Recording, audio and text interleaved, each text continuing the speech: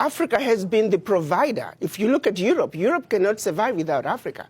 One situation that people don't realize, post-World War, when the US came up with the Marshall Plan, what they don't tell you is that the contribution through exploitation of African minerals was actually the biggest funder of the European Recovery Plan, ERP, aka the Marshall Plan. US contributed $13 billion, which is now present day $175 billion, which, by the way, the American taxpayer must be paid back. Nobody's asking for that money back. But what they don't tell you is that Africa, through exploitation of its resources by the Europeans, was actually a much, much bigger contribution to the European recovery post-World War II. Nobody talks about that. Why does such a continent that did so much to help Europe recover continue to be so poor? Let's be realistic here.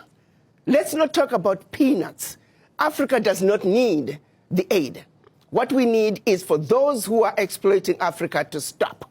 Africa has everything it needs. If Africa could have contributed as much as it did to the recovery of Europe post-World War II, why wasn't Africa equally developed?